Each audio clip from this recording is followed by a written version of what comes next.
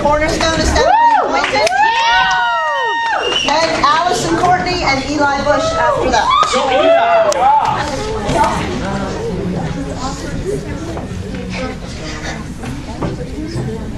Have you ever had a friend that you knew forever? You went to school together, you played baseball together, you shared your deepest, darkest secrets to that friend. Your most embarrassing moments and your serious ones. You invited them to church, occasionally, but what if you had the opportunity to share the love of Jesus Christ with that friend, but you kept putting it off thinking, I'll do it later. Or maybe you thought, I have plenty of time, but you never told them. What if that friend died without knowing Jesus as their personal Savior? You worried about what they think of you here on earth. But now that they are gone, now that they have missed their opportunity, now that they are in hell, what do they think of you now? Where am I? I remember I was at a party with my friends and we were drinking, of course, having a pretty awesome time. And then the captain of the baseball team offered to take me home. I knew he had been drinking, but I figured, what could happen? I mean, I'm young. Nothing bad could happen, right? I remember getting into his car. He was going fast. There was a sharp turn. He hit the brakes. I'm dead. I was at those pearly gates, and this angelic-looking being asked me for my name.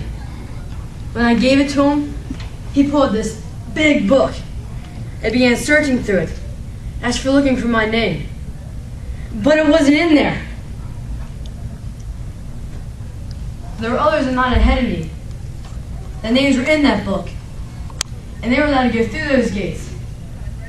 And when the gates opened, it sounded as if angels were singing. But when it was my turn, there was no singing. In fact, there was a laughter, a wicked kind of laughter. But it wasn't coming from inside those gates. The sound gave me the chills, and I was terrified. And this gruesome-looking figure seemed to finish the angel's sentencing, and the rest will be condemned to hell and thrown into the lake of fire. And then everything went black, and I woke up here on some type of road. The sky is blood red, but everything else is complete darkness.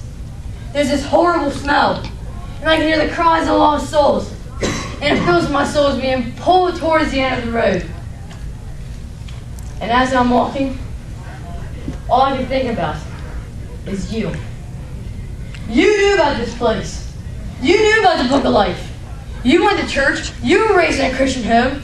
All those years, all those hours we spent together, and you never had the guts to tell me about your God, this man they call Jesus. If you could have been relentless about one thing, why was it me? You were more worried about what others would think of you than you were of me, your best friend. Why didn't you tell me? Why didn't you tell me about this place?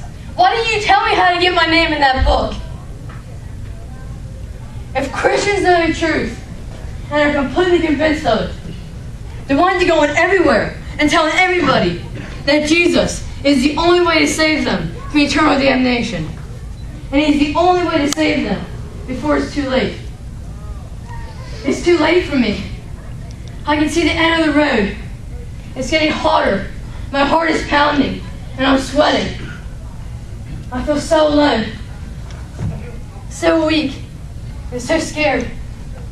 There's a fire ahead, and I can feel the flames on my skin, and it feels like I'm being pulled into it. Why didn't you tell me? Why didn't you tell me about Jesus? I wish I would have known. I wish you would have told me. I wish someone would have told me. I wish I was anywhere but where I am right now. But most of all, I wish that you were here